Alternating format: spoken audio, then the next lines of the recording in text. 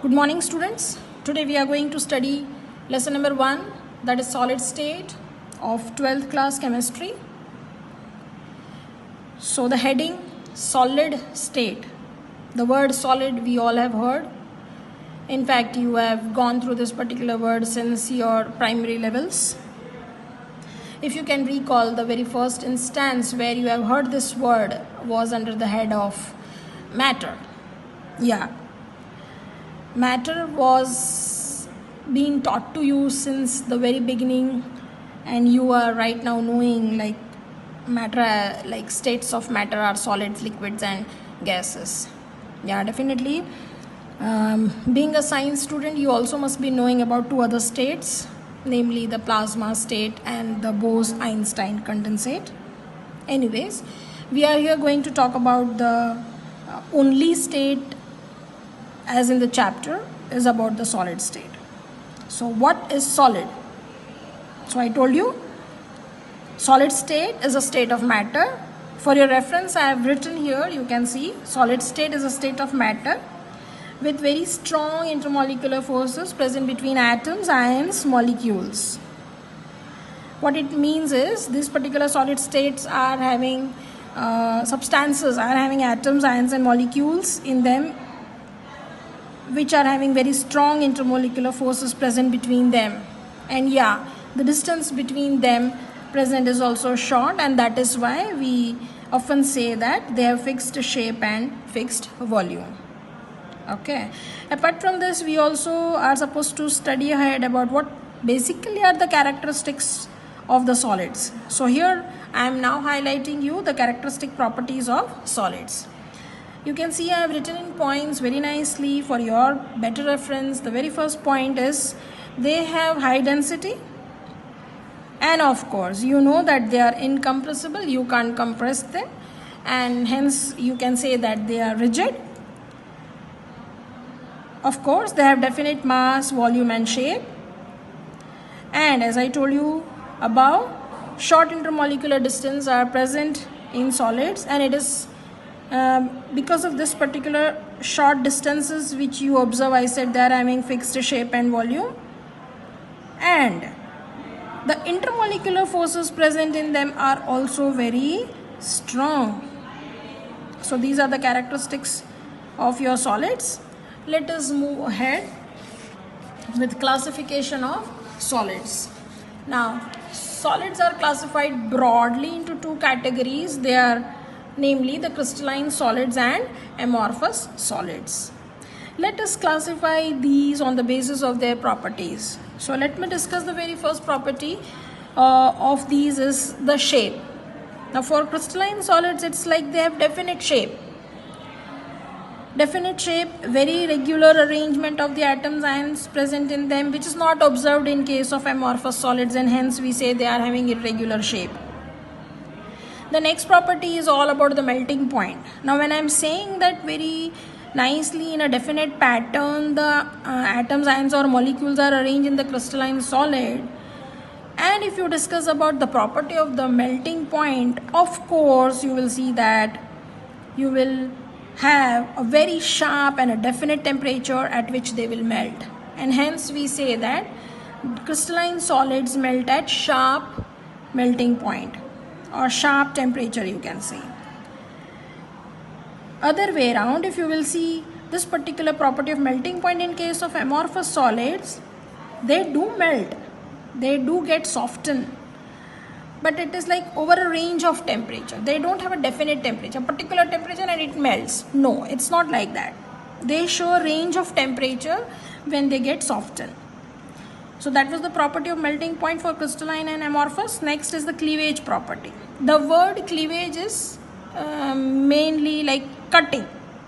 So for crystalline solids, it is observed this particular cleavage property, that when you cut the crystalline solid, they break into two pieces, where the surface which you are getting after cutting, that is the new surface, is also a very plain surface where atoms are very nicely arranged at a regular distances. So that is the situation in case of crystalline solids. But in amorphous solids, if you will cut, then you won't see that regular arrangement and the plane surface. It's all about irregular surface which you will be getting after cutting the amorphous solids. Next property which we need to discuss about them is heat of fusion. As I discussed in case of temperature right now, so under heat of fusion, it is said that crystalline solids have a definite enthalpy of fusion. So they fuse at a definite temperature. At a particular amount of heat supplied, they fuse, which is not so in case of amorphous solids. Now let us discuss a very important property, that is anisotropy or isotropy of crystalline and amorphous. It is said that crystalline solids are anisotropic in nature and amorphous solids are isotropic in nature. Now this particular points I would clarify shortly. Let us discuss the sixth point about the nature. It is said that crystalline solids are true solids and amorphous solids are pseudo-solids or supercooled liquids. Now what do you mean by this pseudo-solid is actually they are not solids. It is so observed for amorphous solids that they are like liquids. They show little fluidity property, though very slowly. So they are referred to as pseudo-solids, or sometimes they are also referred to as supercooled liquids. Now next property which we need to discuss is the order of arrangement of constituent particles. In crystalline solids you will see that it is referred to as long range ordered arrangement of the particles. Means all particles which are arranged are till a larger area. They arrange very regularly till a large part of the area. So it is referred to as long range ordered arrangement, which is not observed in amorphous solids. Yeah, they must be arranged, but they are arranged in a smaller range properly. Okay. Now let me focus on to this very important word anisotropic and isotropic to make you understand that crystalline solids are anisotropic in nature. Let us have a look at the next page. See, here you can see that crystalline solids are anisotropic in nature. That I would like to explain you through a figure. You can see that I have placed certain circles, big and small dark circles. They are basically different types of atoms, ions or molecules which are present in the crystalline solids. Now what do you mean by anisotropic property? So, and why the crystalline solids are called as anisotropic in nature? It is because when you study certain physical properties like that of thermal, something related to heat or thermal fusion, electrical resistance, refractive index, you will see that these particular properties show different values when measured along different directions. Let me explain you this. You can see that I have drawn a line CD. When you look at CD, you can come along different atoms. You can see this is a bigger atom, this is smaller, big, small, big, small. So in this particular direction of CD, you can see different types of atoms. Whereas if you will see AB is also one another direction, but all atoms are of same type.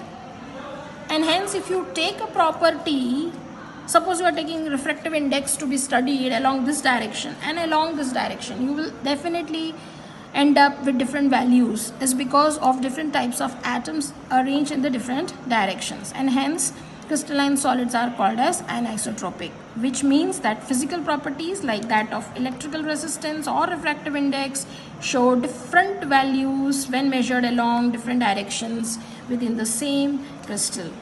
I hope you understood the meaning of anisotropic. Just the opposite is the isotropic. They show the same value. What happens there? Here I told you they show different values in different directions, but there in case of amorphous, in different directions they will not show different values. Okay, let us now discuss about a very important question. Why are amorphous solids called pseudo-solids? I hope you must have got the answer. I told you when we were studying the difference. But to be very specific, I have written for you this. Like liquids, amorphous solids have a tendency to flow, though very slowly. And therefore, sometimes these are called pseudo-solids or supercooled liquids. Now, there is another related question you can see, can be put up like this, like why is glass considered a supercooled liquid? Okay, students, let me tell you that glass is an amorphous solid. Okay, apart from glass, other examples of amorphous you can take are like rubber and plastic too are referred to as your amorphous solids. Here you are being specifically given and asked directly like why glass is considered as supercooled liquids. So you see that almost answer would be like coming same, because you are now knowing the meaning of what exactly do you mean by pseudo solids or supercooled liquids. See, glass is amorphous solid. Like liquid, it has tendency to flow, though very slowly. Now the proof of this fact is that the glass pans in the windows or doors of very old buildings are invariably found to be slightly thicker at bottom than at top. Yeah, students, you must be wondering what is this, but yeah, it happens, you know. If a particular window, glass window, is being placed at the same place since a very long time, you will observe that the lower part of it is slightly thicker than its upper part, and the reason is this, as I told you, it is a supercooled liquid. Slowly and gradually, because of its little fluid property, though very slowly, the upper region of the glass melts and accommodates its place at the bottom, and hence the bottom part of it is little thicker. I hope the concept is understood about the difference between crystalline and amorphous solids. Thank you, students. Stay safe. Next class, I would proceed ahead with the next content. Thank you all. Keep smiling.